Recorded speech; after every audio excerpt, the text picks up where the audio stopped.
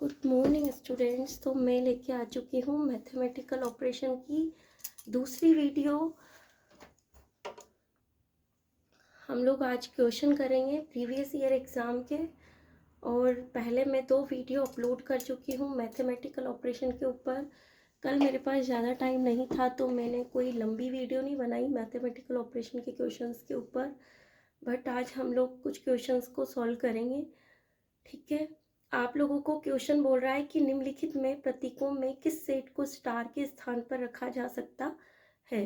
ठीक है, तो आपको क्या करना है, स्टार के स्थान पर ये जो ऑप्शंस में आपको दिए गए चिन्ह है, प्रतीक है, वो आपको रखने हैं। और एक ही शर्त है क्वेश्चन की कि वो बराबर होना चाहिए। कैसे क्वेश्चन सॉल्व करेंगे तब पता चलेगा। तो देखो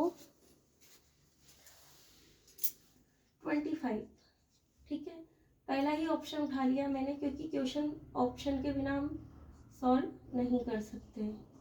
ठीक है, 2 के लिए ये है और 2 इसके लिए ये है। ठीक है, कितना बॉडमास रूल बताया था मैंने। बॉडमास रूल क्या था, पहले मल्टीप्लाई होगा, फिर ऐड होगा, फिर सब्ट्रैक्ट होगा, क्योंकि डिवाइड यहाँ नजर नहीं आ रही ना ये तीनों।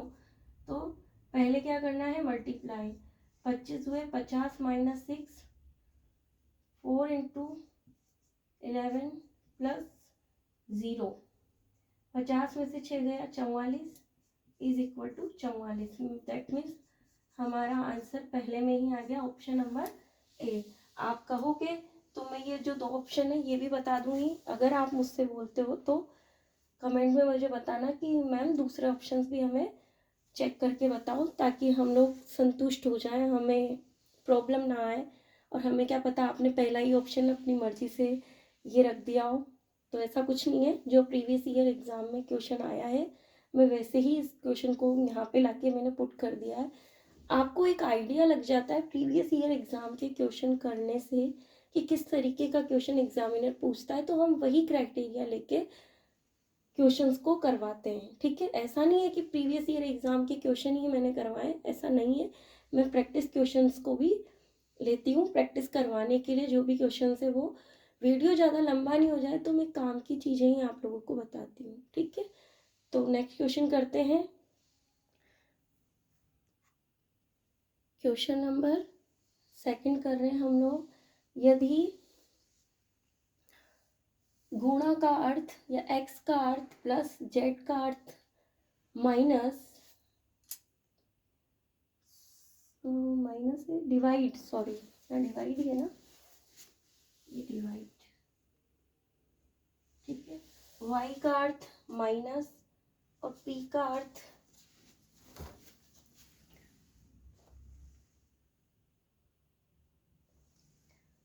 अर्थ गुणा है, तो दिए गए समीकरण का मान ज्ञात करो।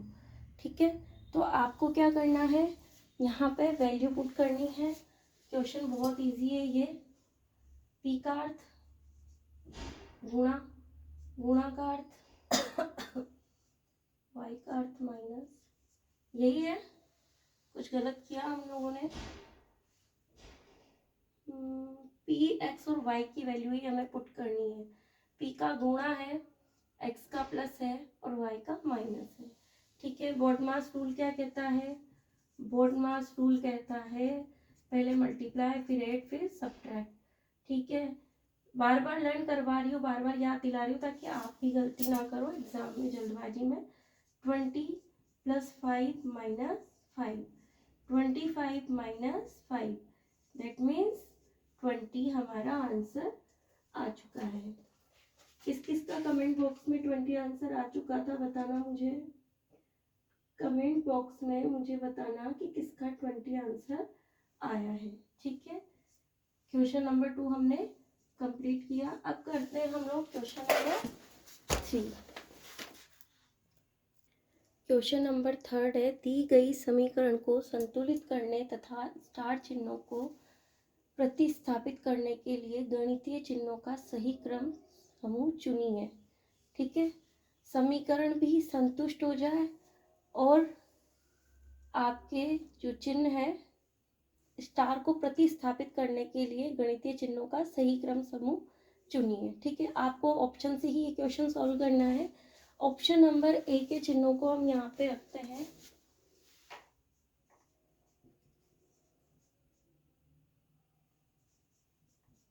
ठीक है, 16 का भाग 6 में जाएगा तो ये मिलेगा क्या? 4 चौक 16, 4 2 8 और 1 9। ये मिलेगा क्या? नहीं पता चल रहा है, ज़्यादा टाइम वेस्ट ही करेंगे हम। फिर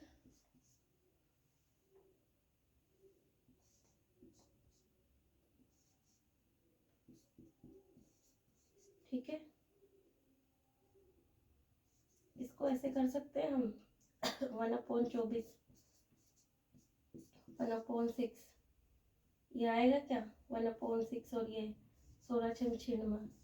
गलत। ठीक है, next third 16 divide by 6 divide by 4 divide by 6 के ना 1 and 2।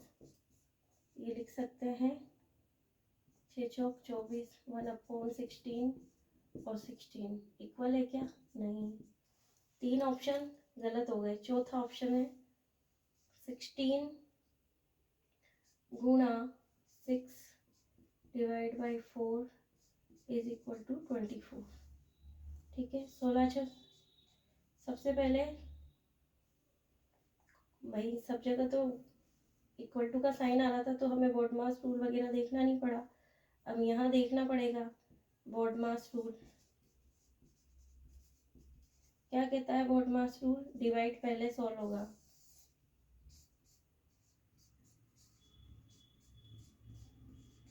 ठीक है, 4 चौक 16, 4 छंग 24 इज इक्वल टू 24। मैं खुद ही सॉल्व नहीं कर रही हूँ, मैं आप लोगों को भी बता रही हूँ कि यहाँ पर आपको पता चल गया कि 16 छंग 96 होते हैं।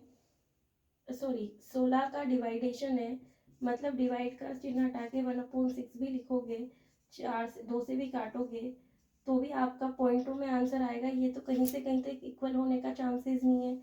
फिर इसमें देखा तो इसमें भी 16 के इक्वल टू ये कहाँ से मिल रहा है? 1/16 और 16 है। ये तो सबको डिवाइड करना आता होगा ना, डिवाइड करना नहीं आता है तो मैं उसकी भी डिवाइड करने की भी एक वीडियो अपलोड कर दूंगी सिखाने की। ठीक है, फिर नेक्स्ट ये वाला था कि 16 छंग 96 और 4 छंग 24 1/6 और ये इक्वल है क्या? नहीं है। मैंने कुछ कोई ट्रिक नहीं लगाई, कुछ मेथड नहीं फॉलो किया, जो मुझे क्वेश्चन बोलता है मैं वही कर रही हूँ। यहीं पर क्वेश्चन है और यहीं पर आंसर है। हम लोग कुछ भी नहीं करते हैं मैथ्स में। अगर आप लोगों को क्वेश्चंस करना आने लग जाए, आप लोगों को समझ में आ जाए कि क्या ही क्वेश्चन बोलता है, क्या करना होता है, तो अगर आप लोग क्वेश्चन को तरीके से पढ़ना जानते हो, क्वेश्चन को पढ़ लेते हो, अच्छे से समझ लेते हो ना, तो आधा काम तो आपका वहीं हो जाता है। ठीक है, यहाँ रीजनिंग में तो ऐसा होता है आंसर भी क्वेश्चन के अंदर ही छिपा होता है, कहीं अलग से हमें ना आंसर निकालना नहीं पड़ता है। बस छोटी मोटी मैथ्स लगती है अगर कोई कैलकुलेशन का सवाल होता है। जैसे ये मैथमेटिकल ऑपरेशन है, नाम से ही पता चल रहा है कि इसमें ऑपरेशन मैथमेटिकल लगेगी।